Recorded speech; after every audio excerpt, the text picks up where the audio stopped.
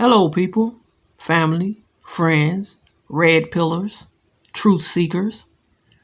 Today's video, we're going to start it off with the definition of viol or viol, however you wish to pronounce it.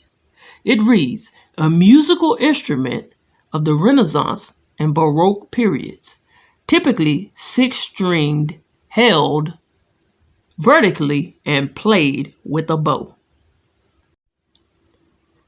Merriam-Webster defines viol as a viol is a bowed stringed instrument of the 16th and 17th centuries, made in treble, alto, tenor, and bass sizes. It has a deep body, a flat back, sloping shoulders, 6 strings, a fretted fingerboard, and Dictionary Cambridge. It reads, a wooden musical instrument with strings and frets, popular from the 15th to the 17th century. Now, as you look at this word viol, we now understand that it's an instrument, a stringed instrument. Think about this word, viol. What comes to mind? Violin. A violin has strings and is also played with a bow. Think about this. Keep this in mind as we move along into our video. And now, we're going to go to the Holy Scriptures. This is the King James Version of the Holy Bible. We're going to read in Isaiah chapter 14, verse 11 and verse 12. And it reads, thy pomp is brought down to the grave, and the noise of thy viols. The worm is spread under thee, and the worms cover thee. How art thou fallen from heaven, O Lucifer, son of the morning? How art thou cut down to the ground, which did weaken the nations? Now, we're going to repeat 11. It says, thy pomp is brought down to the grave, and the noise of thy viols. Remember what the definition of viols mean? An instrument. And as you can see here, God is calling his music now noise. We all know noise have to do with sound. So that's key to understanding what it's talking about when it says thy viols, the noise. It is now being called noise. If you didn't know, now you know. Lucifer was a musician. He was a genius at it. But as he rebelled against God, his music was then noise. God like, get out of here. And take your noise with you. That noise you making on that instrument, take your instrument with you. Now, as he was cast to earth, don't you think Satan would use what he know best to deceive the masses? To turn the masses against God? Of course he would. Music is his greatest tool. So he's going to use what he knows best to deceive you, to pump evil into your mind, to make you think, hey, this music is great. I love it. The whole time you're getting subliminal messages to do evil. And if you don't believe me, continue to watch this video and let's see just how much this music is being used against us and the children today. Satan was one of the greatest musicians alive, right?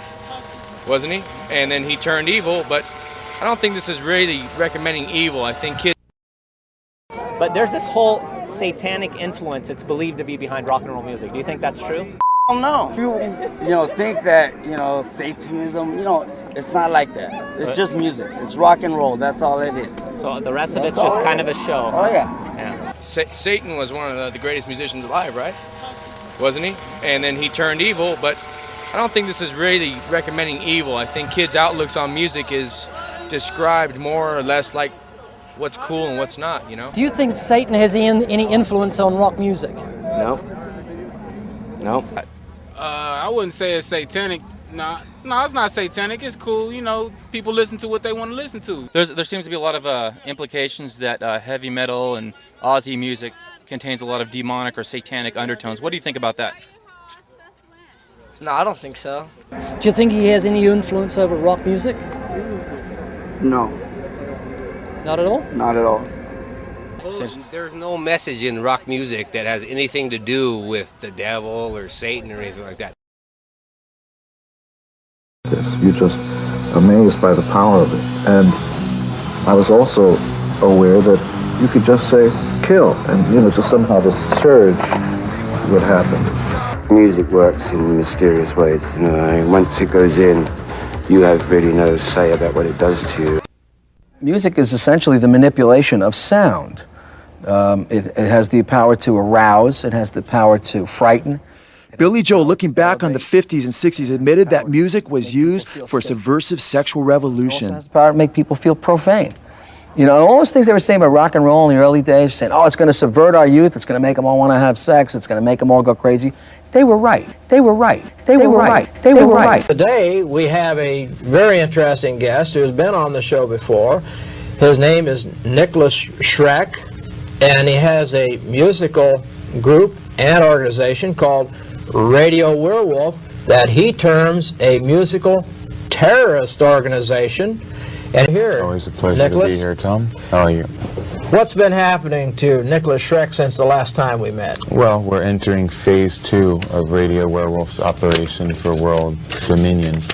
And what we're waging is a cultural war right now on every front, in music, in literature, utilizing the media against itself.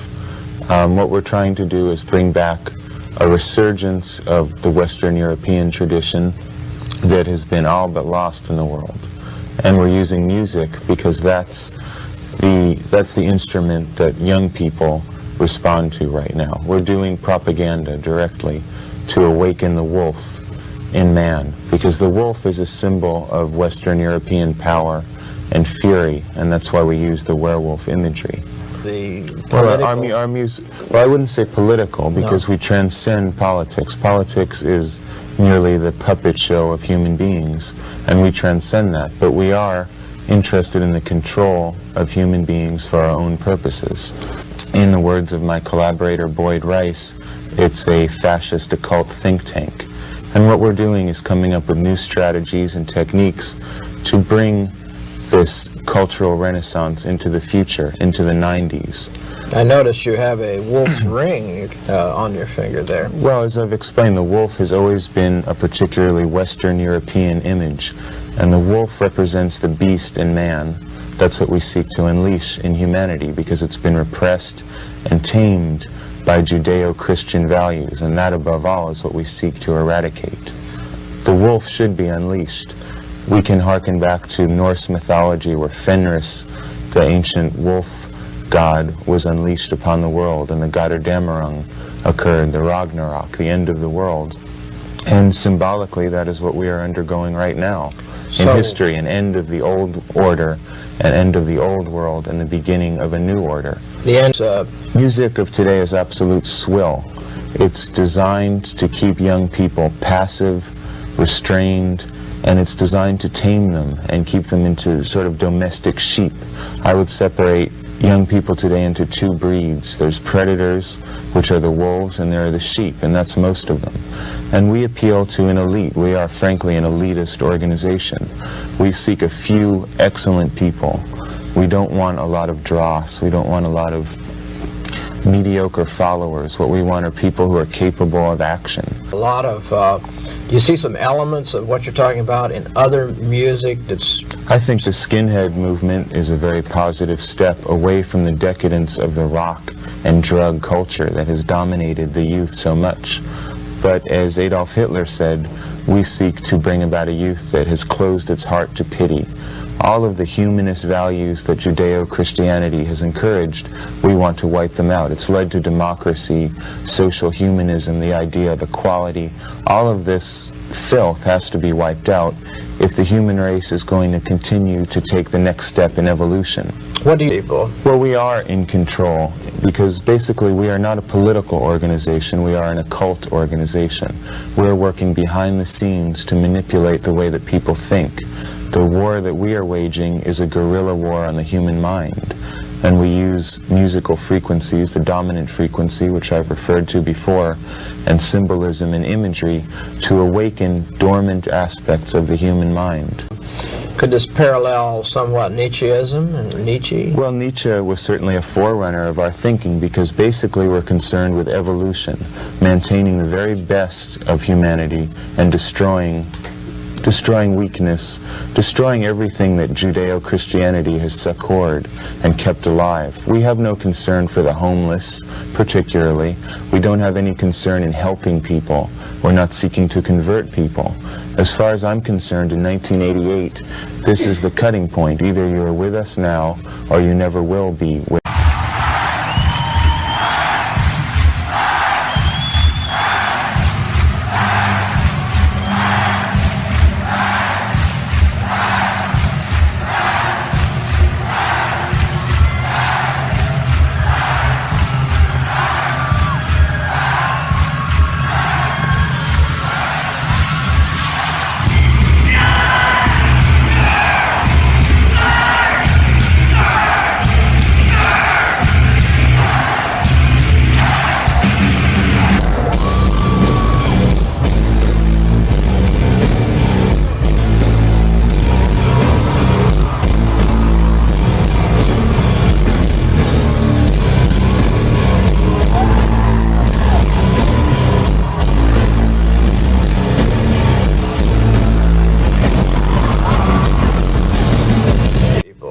we are in control because basically we are not a political organization, we are an occult organization.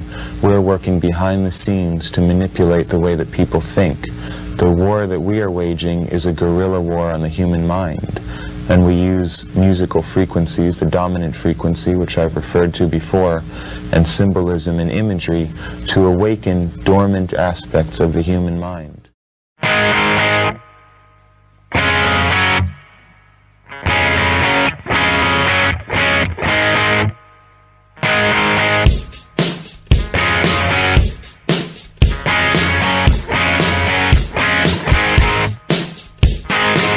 Living easy, living free. Season ticket on a one-way ride. Asking nothing, leave me be.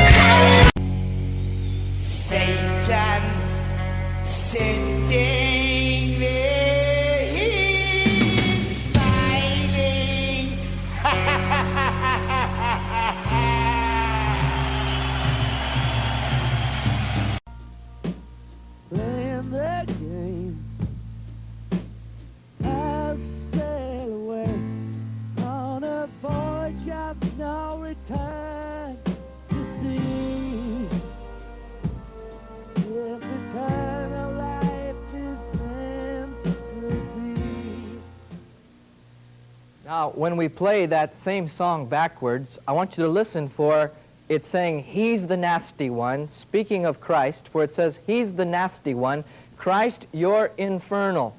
Now, some say this is garbled and you can't really hear it. I want you to make the decision. I don't want to say it's there. I want you to listen to it. What you've just heard forward, where he said, we'll see if eternal life is meant to be. When we play that backwards, you listen and tell me if there is a secret message that's masked into there. The word infernal, where it says, Christ, you're infernal, in the Webster's dictionary, it means you're inferior, you're abominable, you're inhuman. Now, listen closely, because it will continue. Oh, it is said, we're dead men. Then the last part is very garbled, and I don't even want to purport what it might say. But you listen and see if you hear, He's the nasty one, Christ, you're infernal. Here it is. This is the backward masking of the ELO song, El Dorado.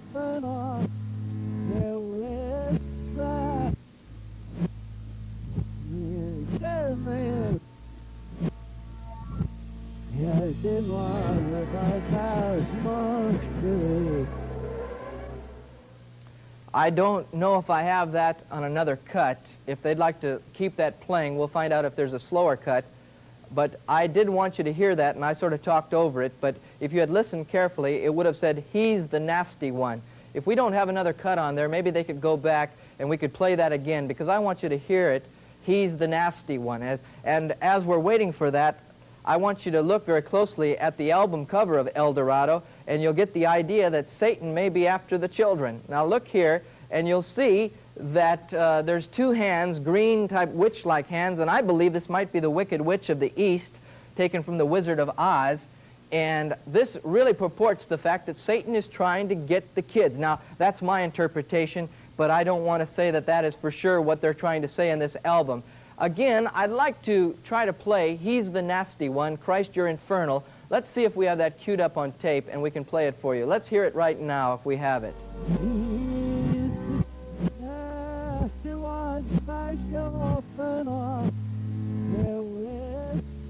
It is said, we're dead men.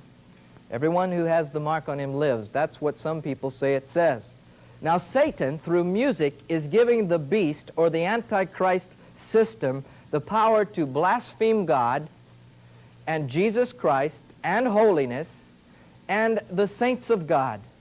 Now, there's an album called Undisputed Truth that's out, and if you don't believe blasphemy is in these albums, let me show you the album cover or the back of the album of Undisputed Truth, where it shows a demon crucified on a cross.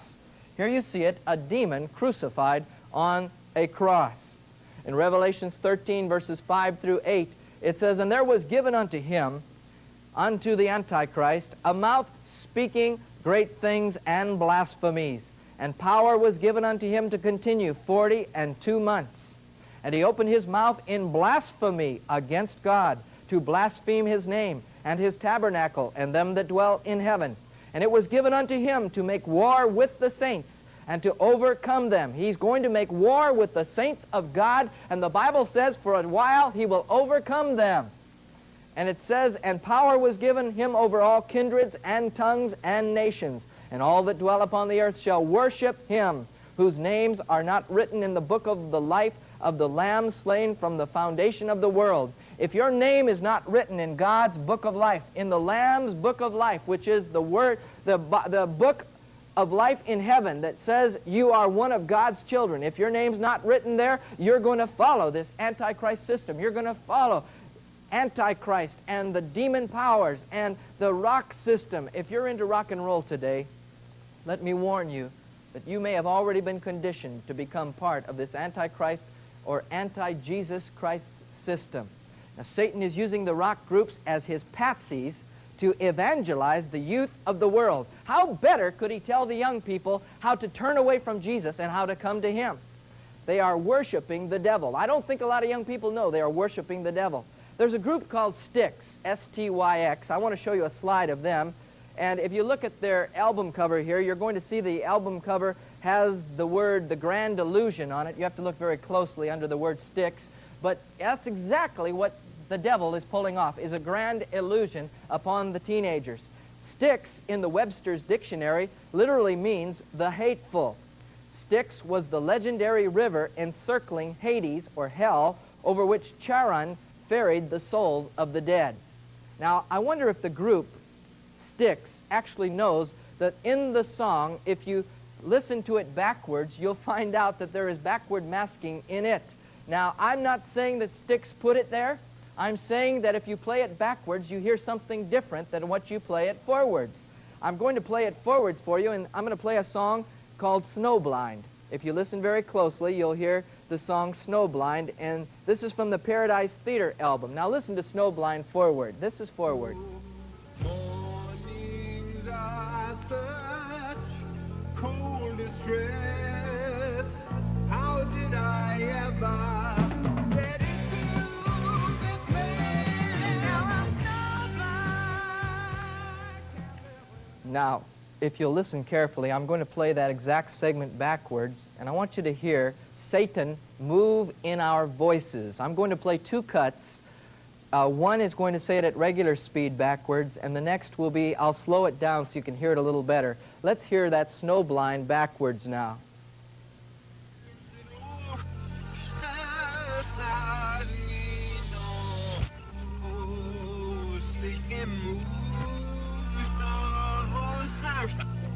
Okay.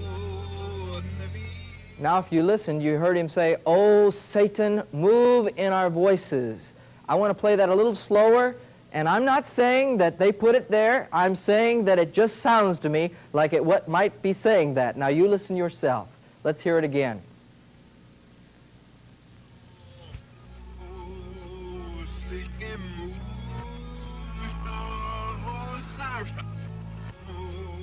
Now this is just one example of backward masking. I'd like to get into a couple more today. I'm beginning to understand why the slide of that group.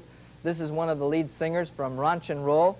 And there's a cut I'm going to play from The Day Electricity Came to Arkansas. That's the name of the album, or the name of the song. And I want you to listen for exactly what I said before. The Dog Say E. You have to listen closely, but you're going to hear the lead singer yell out, "Dog Say E, Dog Say E, Dog Say E," and then "Netas, Netas, Netas." I'll play it forward right now. Dog Say E.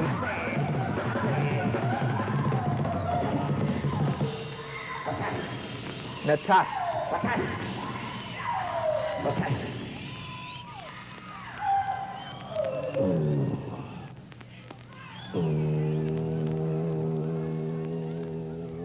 Now this was played forwards, believe it or not. Now I'm going to take exactly what you just heard, and I want you to hear what it sounds like when we play it backwards. And I want you to listen for Satan, Satan, Satan. He is God, He is God, He is God. You listen and tell me if it's there or not. Let's listen to that now.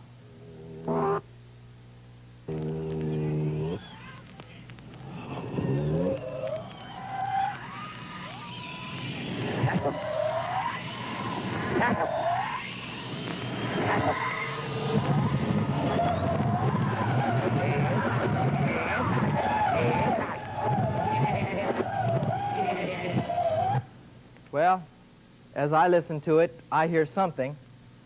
I believe if you listen closely, you may hear something too.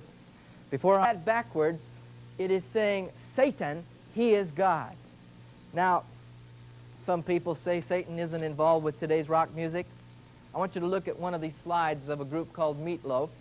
This is from the album Bat Out of Hell. And as I look at some of the album covers, I cannot deny that there's a satanic influence in the album covers. If my mother came to me and said, "Gary, I want you to eat Brussels sprouts," and I said, "Mother, I don't like Brussels sprouts. I hate Brussels sprouts," and I fought my mother on eating Brussels sprouts, my mother, if she was very clever and maybe even a little satanic, could begin to program my mind with music that had backward messages in it that said, "Gary, you love Brussels sprouts. They taste good, Gary. You get healthy when you eat Brussels sprouts." And with that type of programming, I might actually begin to believe that Brussels sprouts was good for me. Neurological studies everywhere have proven that your tastes and your beliefs can be actually changed through subliminal programming. Years ago, they had the system of showing popcorn or Coke in a blip of a movie. In other words, while the movie was going, especially at the drive-ins, they would put one frame of the movie in with a picture of popcorn or Coke, and they said that that little bit of subliminal programming was so effective that when they had the break time, everybody, thousands of kids, converged on the snack bar because they had been subliminally programmed.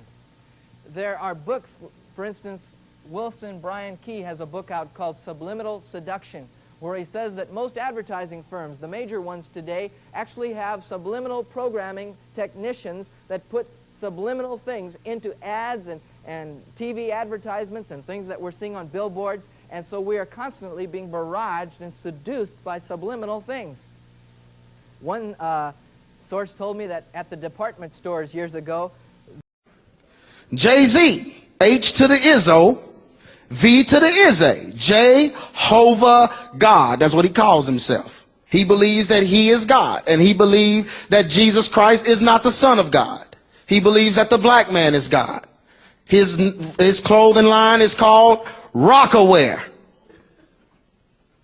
Those are his clothes. You can't go into I have a hard time shopping for clothes now, Brother Dwayne. I just get depressed almost. I go into Burlington or something, man, and I don't have Herman Murray money, so I can't be, I can't wear gaiters every day. So, I go to the regular department store, and every section is hip-hop clothing.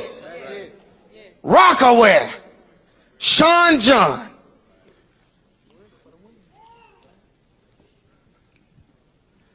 But this is Jay-Z, and he had an album called The Black Album, and of course these guys release songs, underground, and they do this kind of stuff, and we just happen to come across a very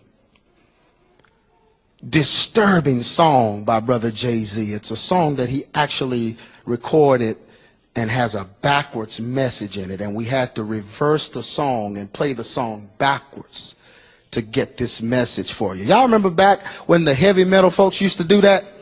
And they would put the backwards messages in their music, and they'd say that your subconscious was smart enough, that right brain was smart enough to decode and flip that message, so by the time it got to the left side of your brain, you understood it, and you didn't even know you understood it. You just acted it out. Because they had the song called Another One Bites the Dust, Queen. Played it backwards. It said, I like to smoke marijuana. Yeah, and then they interviewed kids, and kids say when they listen to it, they just want to get high. They just want to smoke weed, and they had no idea that that message was being reversed in their minds and causing them to want to do that. Isn't that weird? God made us smart. Look at somebody say, you smart? So I don't care what they say about you.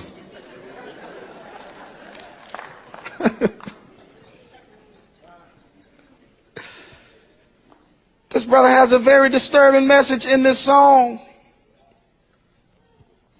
I'm going to let y'all hear it. Can I let y'all hear it? Y'all listen. 666.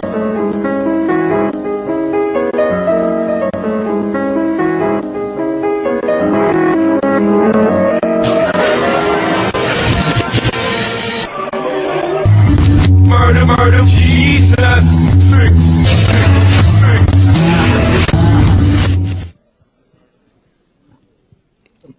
666, murder, murder, Jesus.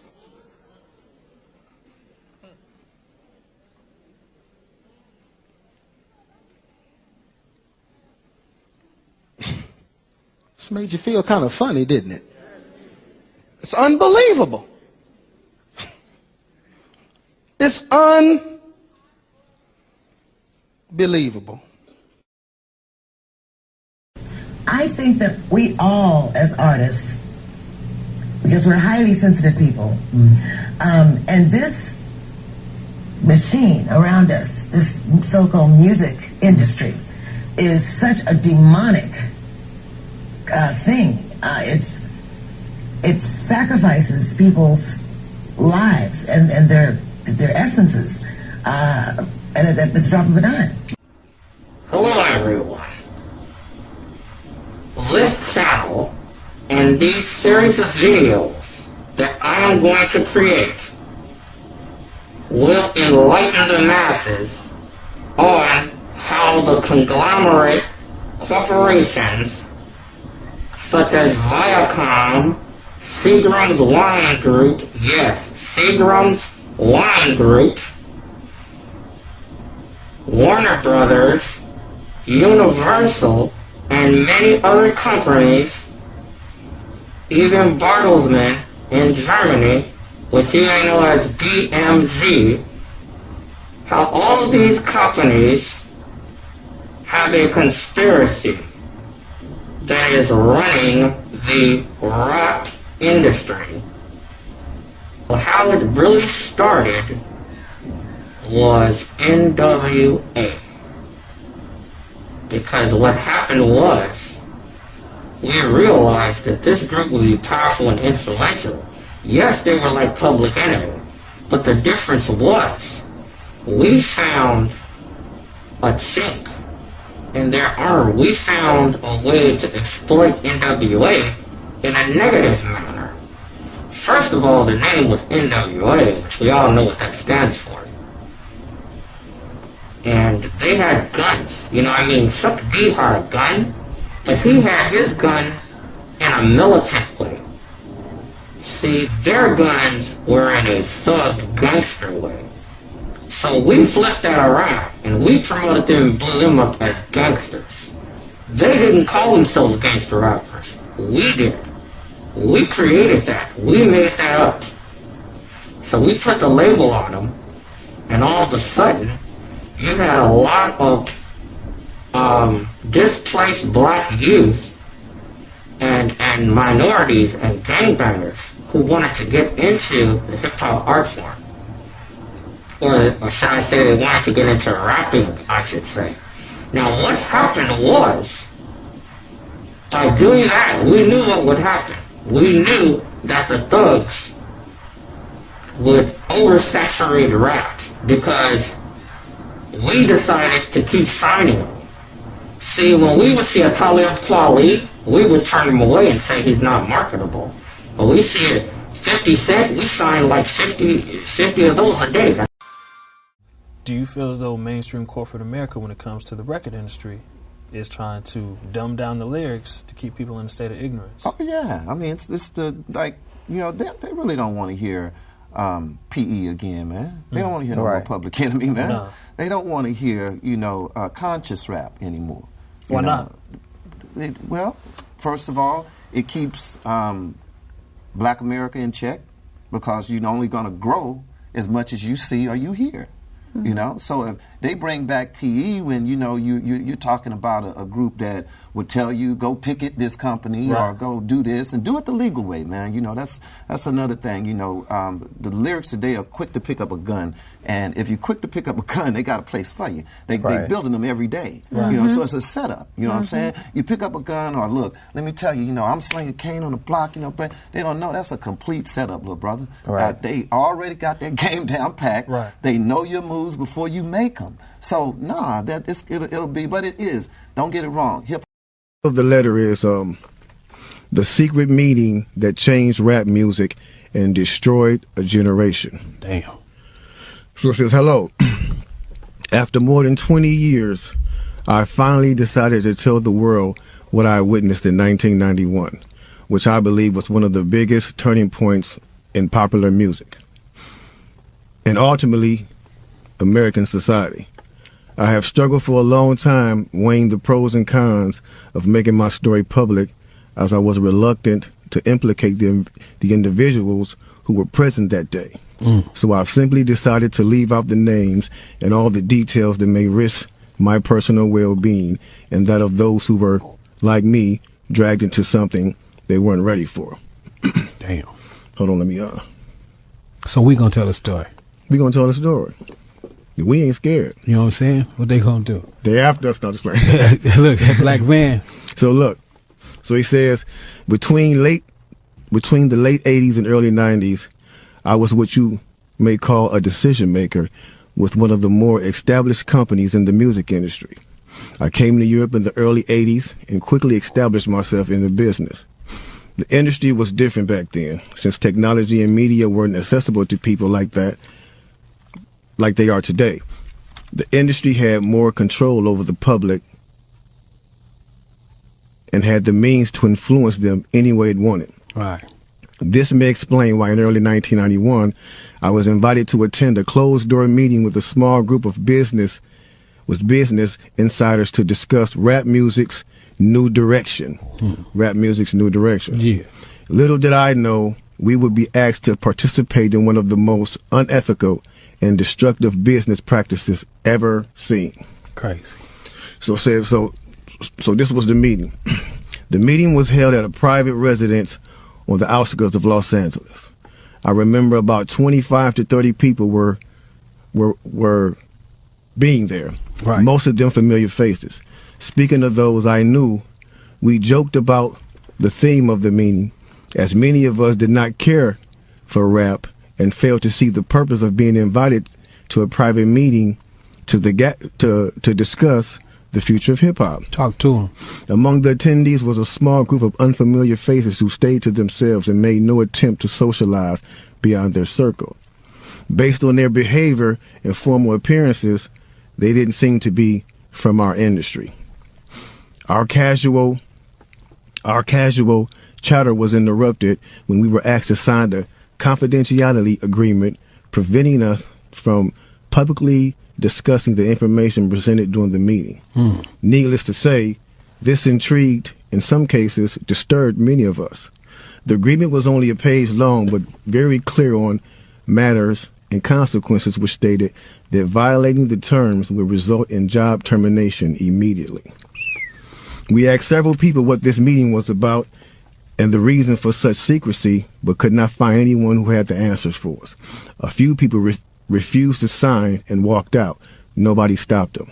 I was tempted to follow, but curiosity got the best of me. That's right. A man who was part of the unfamiliar group collected all the agreements from us.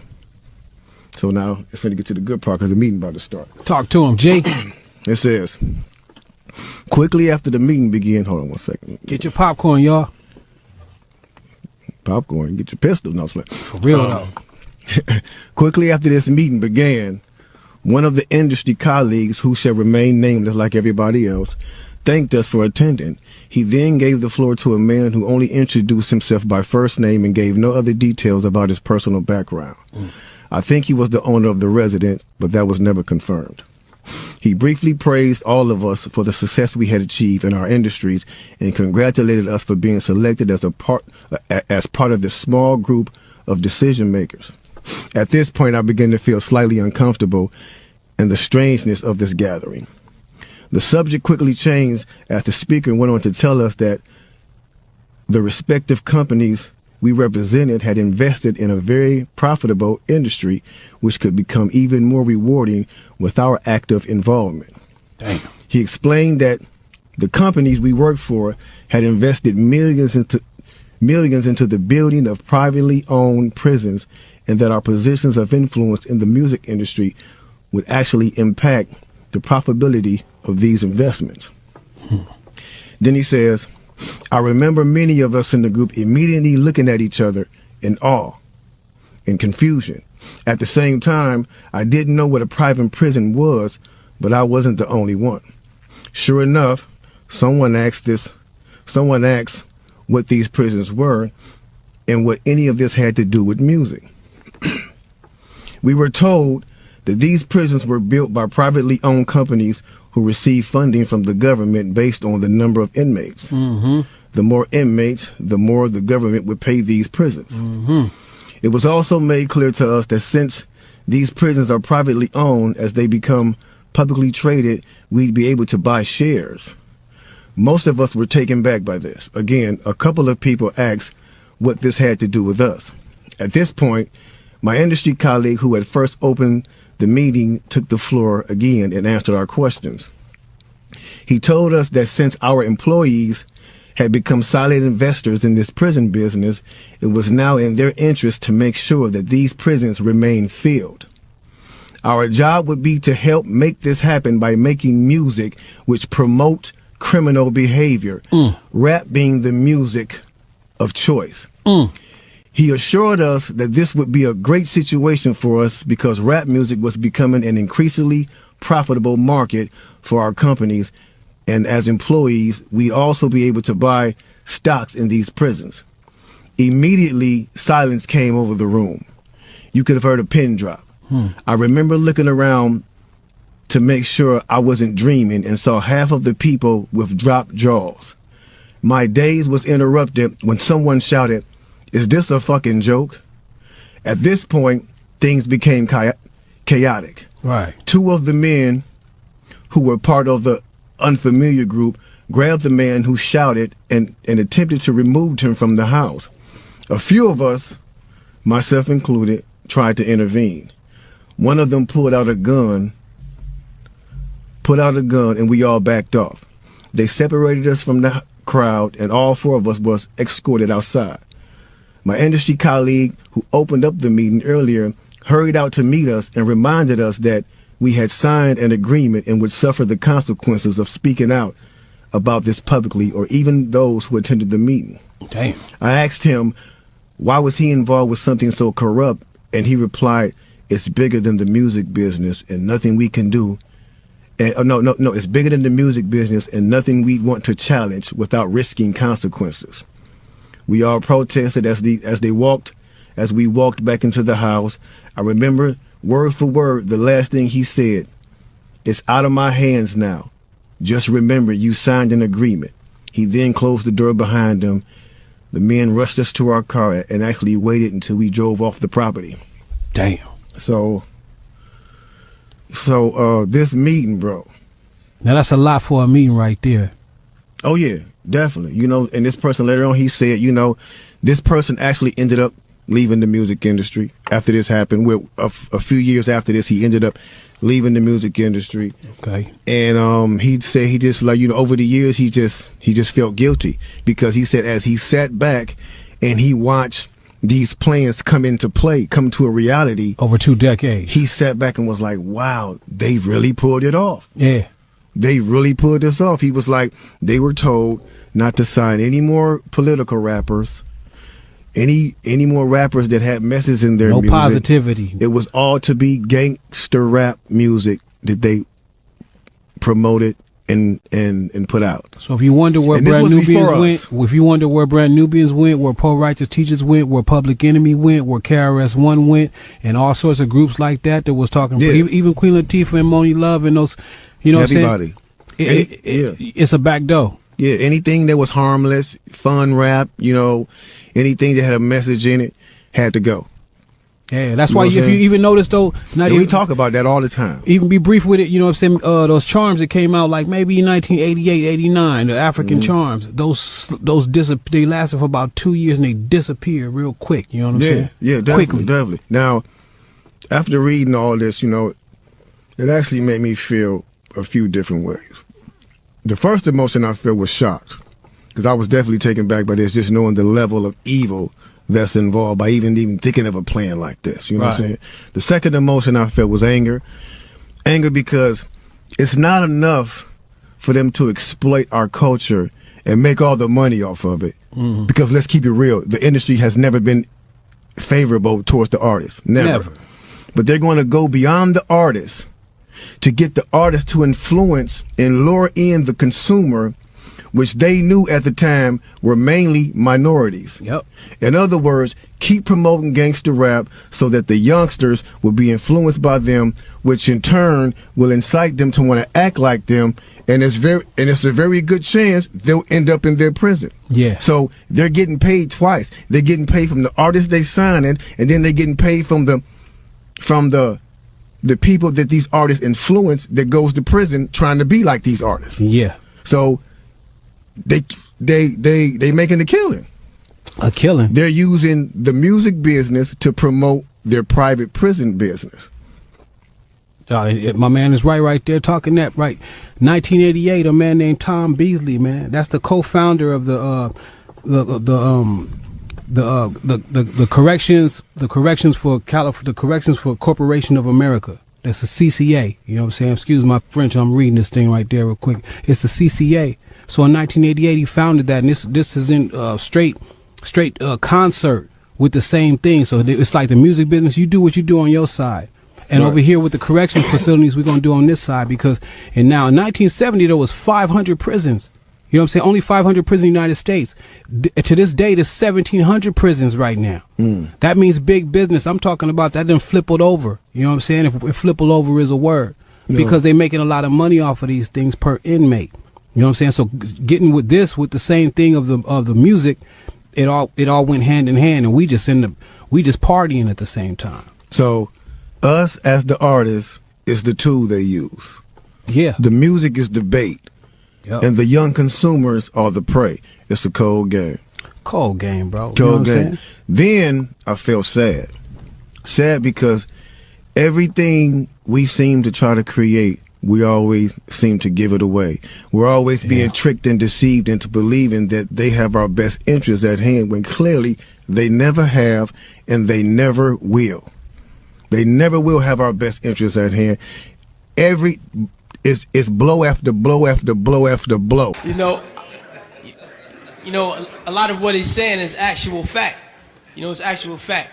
Yet it also speaks to the environment in which we are embedded as young black males and females in this particular society. Hip hop changing from positive to negative was not a consequence of history. It was not a circumstance of history. It was nothing that just happened on its own. It had nothing to do with the changing of the times. It had nothing to do with that. It had everything to do with the fact that there are people in this particular society who wants to see us exactly where we are. And we cannot let that point elude us. These are the facts. How do we know? 1967, Kerner Commission report on urban disorder. When black people said, yo, we're tired of this system. You know what I mean? This system is oppressing us. So we rebelled against the system. We burned things. We said, yo, we had enough. He did his little report on what caused these riots. He said, what caused these riots? He said it was young children who started these riots, and what was motivating them was a high self-esteem and an enhanced racial pride. He said the majority of the rioters were high school dropouts, but they had a higher political orientation than their peers who did not drop out. And they saw the system as their enemy, so they attacked it in the right circumstance. So, fast forward to 1992. Same thing. #1 record on the radio, we had Fight the Power. Fight the Power is on the radio. Rodney King gets beaten before the world. The black youth rebelled against the system. Again, they did it again. And why? What primed them? Positive hip hop. Primed them. Fight the Power, X-Clan, Brand Nubian. You had these groups out here who were politically orienting black kids in the right direction, giving them the proper prompters that they needed so that they can respond properly to oppression. All right? In 1967, when the riots happened, he saw that the self-esteem and the racial pride was fueling this. So he said, how do I bring that down so that they will not riot? And what he did, he flooded the airways with black exploitation movies. Nigga Charlie and the Return of Nigga Charlie. These were movies. Hip-hop didn't start calling people niggas. We had Shaft. We had Coffee. Black girl turned prostitute to do whatever, you know what I mean? But these black exploitation movies brought down the self-esteem and the racial pride so that the kids will not rebel against this system of oppression. 92, the racial pride was back in effect. We had black kids going to Dr. Ben Yuckinen lectures. We were spending our money to go see Farrakhan speak as opposed to going to a strip club. This is where we were. The most coveted article of clothing was a historically black college or university sweater. We were motivating children towards positive attitudes and lifestyles. And when Rodney King got the beating, heads responded properly. Fast forward to our day. Sean Bell is shot 50 times in the street in New York by police officers. #1 song on the radio, Like a Lollipop. Nobody do nothing. Nobody respond to nothing. Trust me. Just like the brother, I believe it was JT, the bigger figure, who said that the label executives came to him and said, yo, brother, we need you talking about guns and whores. You know what I mean? That's right. That happens. I've been in those meetings with management and had to ask me, is what you're saying really what you believe? so that we'll know how to market you properly. You know what I mean? This happens. Young Buck on his album, he has a song on his album that talks about police terrorism. The label said absolutely not. Jimmy Iovine said absolutely not. You cannot put that record on the album because it might create an atmosphere that might put police officers' lives in danger. Right. So they took the record off, but they let him keep the other 14 songs on the album that talked about killing black youth. So this is what we're dealing with. We're not dealing with a circumstance or consequence of history. You know what I mean? The environment that we're embedded in puts us in a situation where we feel we have to maneuver and play the game and water our message down. You know what I mean? But no, what happened was they intentionally shifted the paradigm to get us exactly where we are right now. Right now, we're feeding the prison industrial complex right now. Our kids are going to prison because they're promoting these records. They're promoting these records daily that send us to jail. You know what I mean? It's cool to go to jail. You know what I mean? They glorify these things. And it's not the black youth. We're in a position where we get, like the brother said, the choice. You know, he said, yo, I chose the positive. So I didn't do it. But every youth is not going to take that route. I know, I come from the projects. Grew up in the projects all my life. You know what I mean? And we're not turning down $500,000 to say nigga. We're not going to do it because we won't turn down $200 to take a package of crack from one corner to the next. You know what I mean? We living in a state of poverty and want of all things. So it's hard for us to make that. Our judgment is clouded. And they knew that the judgment would be even more clouded if they took groups like X-Clan off the radio. This is just what it is. And until we start to deal with the environment that's shaping the behavior, we'll never get to the next level. We have to confront that. Thanks. I guess it ain't no nice way to tell you niggas it's game over, huh?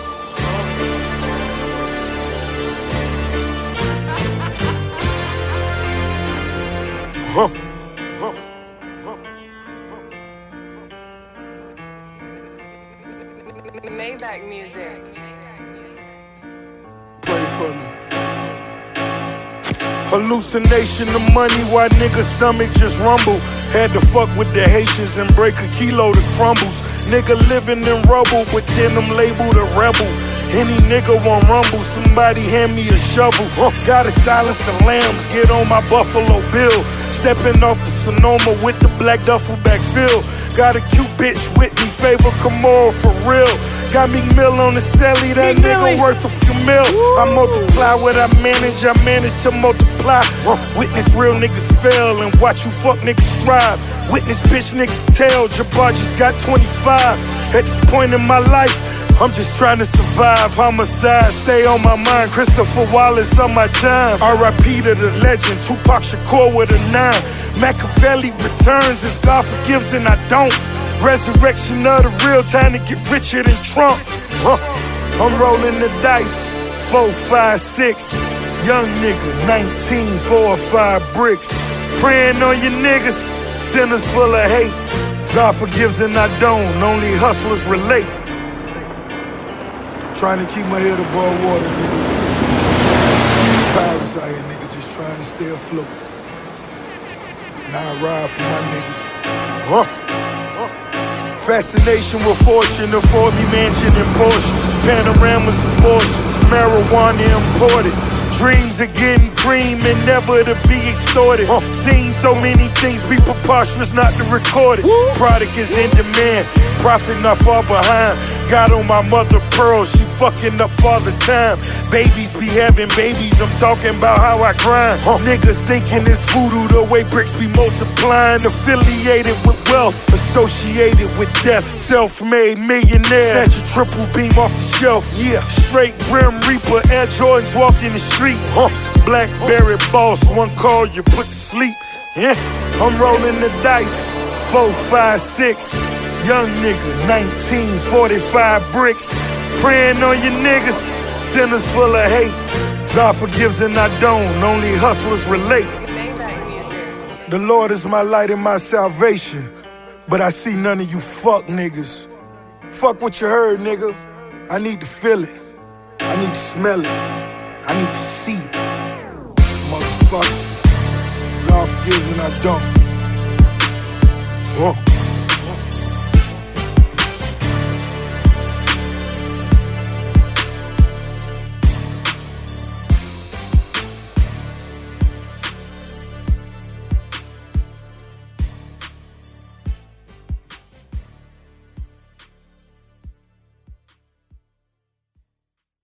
A lot of, do you see some elements of what you're talking about in other music that's... I think the skinhead movement is a very positive step away from the decadence of the rock and drug culture that has dominated the youth so much.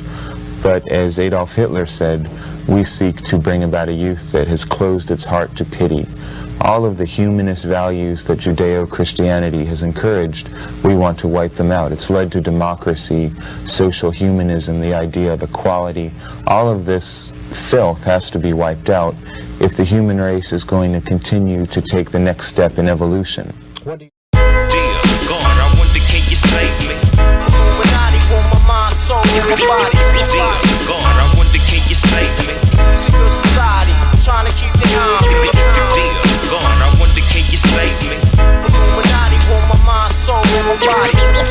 God, I wonder, can you save me? I can't die, I can't die, I can't die. Yeah, this shit is wicked on these mean streets. None of my friends speak, we all trying to win. But then again, maybe it's for the best though. Cause when they seeing too much, you know they trying to get you touched. Whoever said illegal was the easy way out couldn't understand the mechanics and the workings of the underworld. Granted, 9 to 5 is how you survive. I ain't trying to survive, I'm trying to live it to the limit and love it alive. Life ills, poison my body. It used to say, fuck my skills. I never prayed to God, I prayed to God. That's right, it's wicked, that's life. I live it, ain't asking for forgiveness for my sins. Ends, I break bread with the lay heads, picking their brains for angles and all the evils that the game will do. It gets dangerous, money and power is changing us, and now we're lethal, infected with the evils. God, I wonder, can you save me? Illuminati want my mind, soul, and my body. God, I wonder, can you save me? Secret society, trying to keep the army. God, I wonder, can you save me? Illuminati want my mind, soul, and my body. God, I wonder, can you save me? I can't die, I can't die. Yeah.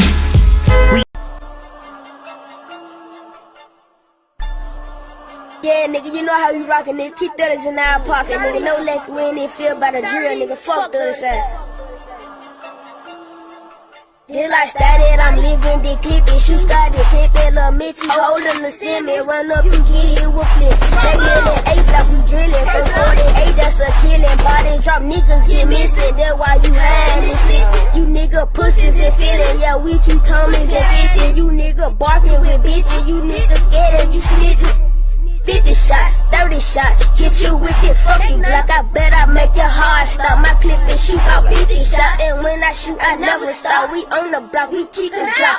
If a nigga move, hollow tips at your fucking top. I'm fucking these bitches, I'm dodging these snitching. I'm counting my wrist and my trigger finger itching. Chopper, Berettas, and Glocks. The town, your life is on the dot. My nigga, we cut the with stitches and Glocks. Some infrared beam, we light your block. Young nigga like me, they got 2 Glock. If a nigga ain't moved, then his ass get popped. By the rail on the block, they would keep them Glock. If a nigga ain't moved, then his ass get pop, pop, pop.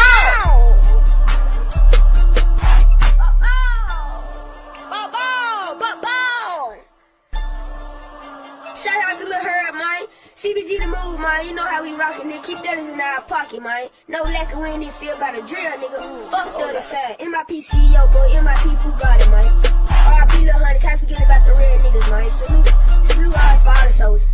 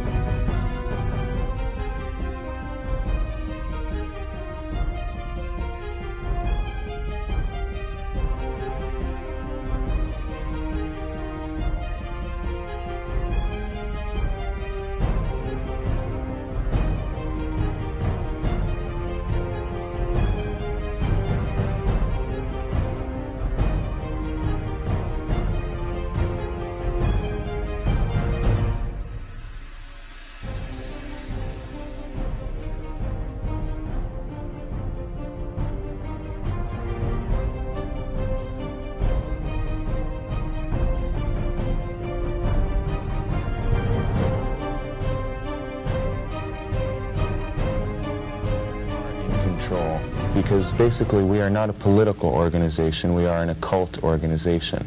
We're working behind the scenes to manipulate the way that people think. The war that we are waging is a guerrilla war on the human mind. And we use musical frequencies, the dominant frequency, which I've referred to before, and symbolism and imagery to awaken dormant aspects of the human mind. And symbolism and imagery to awaken dormant aspects of the human mind. What we're waging is a cultural war right now on every front, in music, in literature, utilizing the media against itself. We're using music because that's the instrument that young people respond to right now. We're doing propaganda directly to awaken the wolf in man. We are in control, and symbolism and imagery to awaken dormant aspects of the human mind. Politics is merely the puppet show of human beings, and we transcend that, but we are interested in the control of human beings for our own purposes. We are in control, and the wolf represents the beast in man. That's what we seek to unleash in humanity, because it's been repressed and tamed by Judeo-Christian values, and that above all is what we seek to eradicate. The wolf should be unleashed, destroying everything that Judeo-Christianity has succored and kept alive. We have no concern for the homeless, particularly. We don't have any concern in helping people. As Adolf Hitler said, we seek to bring about a youth that has closed its heart to pity. All of the humanist values that Judeo-Christianity has encouraged, we want to wipe them out. It's led to democracy, social humanism, the idea of equality. All of this filth has to be wiped out if the human race is going to continue to take the next step in evolution. Satan was one of the greatest musicians alive, right?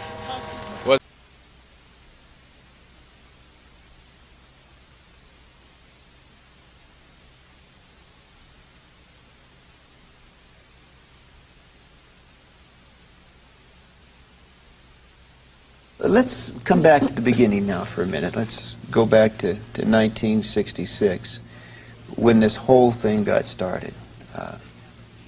The suggestion is that your father hit on a good gimmick.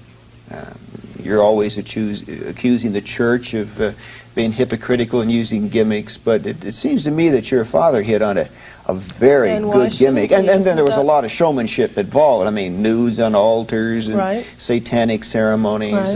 How sincere was the beginning of the church? How sincere? It was quite sincere. There had to be public attention to pave the way for Satanism to be a recognized and above-board religion, as it had never been before. So there had to be public attention. You don't have a movement without moving. And the archetype of the devil has always been as a showman. And he all always musicians, admitted that. All artists, anyone who has a creative way of attracting attention has always been accused of having diabolical power. No. As we move into the Satanic century, we're going to see Christianity's last gasp. Well, now hang on, excuse me just a minute, Nicholas. You make some broad sweeping statements that do not have statistical validation.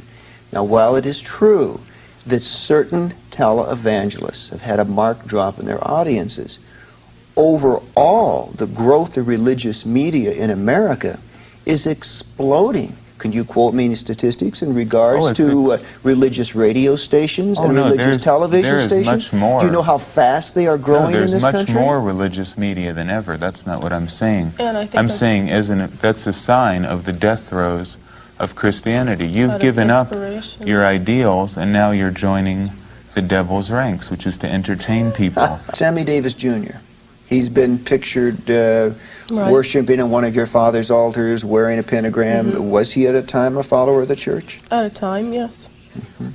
Are there any prominent stars today who are followers openly of the Church of Satan, such as these people were back in the 60s?